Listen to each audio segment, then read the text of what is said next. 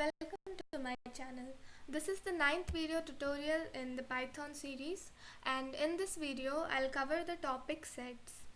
So till now I have covered list and tuples, which are collections in Python, and in this video I'll tell you about set. So set is a collection in Python which is unordered and unindexed. You need to take care that you can't access elements by indexing, because as told earlier they are not ordered and they are unindexed, so we can't access any particular element in the sets. You need to remember that you can't change the items in the sets, but you can add them. So now let us see how we can create a set. I'm taking the variable as s1, then use the curly brackets, then write your elements in this, separated by comma. Okay, I have these three elements in this set here. Since we can't access particular elements in the set, we can't use this like s1 of 1 or s1 of 2, anything like that. So now we'll see how we can print all the elements of this set. So for that we'll use for loop and we'll write for x in s1 tab print x. So as I have explained in earlier videos, it will print all the elements in the set one by one. So let us see the output. Python 8.py.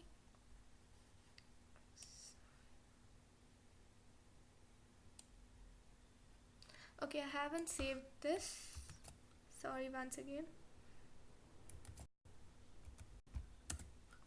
Here we see that it has printed all the elements in this set: Ross, Rachel and Joey. So this is the way in which we print these elements. Okay, now let us see that how we can add a particular element in that. For that we'll open the terminal, enter Python 3, and we'll create some set s1 equal to a comma b comma c. Okay, so these are the three elements in my set, and now I want to add the letter D in this set. So what I can do is I can use this syntax: variable name dot, then use add, open the brackets, and then write what you want to add in that. Okay, so now I have added D in the list. So now let's list note set. Now let's print this set. Here we see that D has been added, but it hasn't been added at the last. It can be added anywhere. So whenever you add a particular element in a set, you should remember that it won't be added at the last. It can be added anywhere at any particular index, but index is the wrong way to refer, but it can be added anywhere at any position. Now if you want to find the length of your set, you can use the same, that is length of s1. Here it returns 4, which means that there are 4 elements in this set. Now you can also remove elements from this list. For that you can write s1 dot remove, that is variable name dot remove, and here you'll write what you want to remove from that. Here I want to remove A, so I'll write that.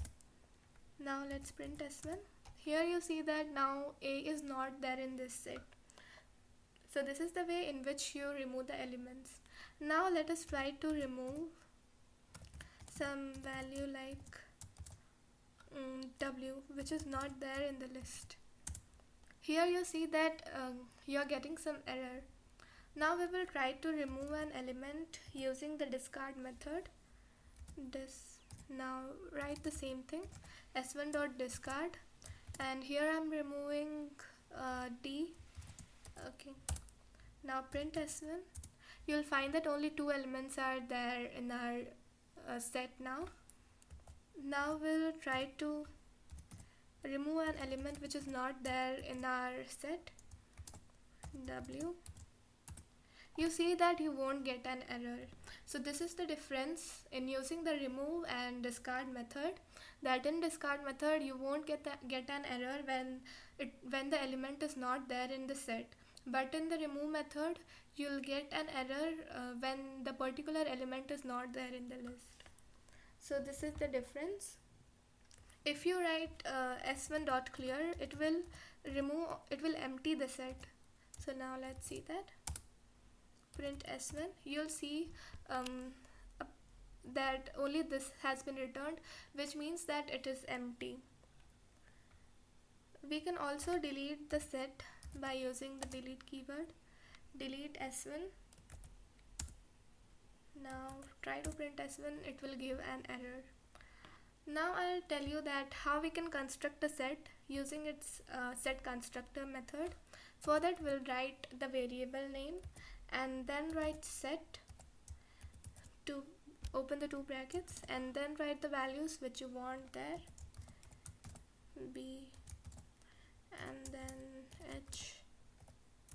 Okay, these are the three elements in my set S1 here, which I am creating using the set constructor method. Here you need to know that this is the variable name and you need to write this set function, and these are the elements in your set. You need to take care that there are two brackets here. Okay, now let's print S1. You see that the three elements are there in this set, but they are not in the same order in which we have entered them. So this is all about sets and some of the functions in set and how we can use them, etc. So that's it for this tutorial. Hope to see you in the next videos. Thank you.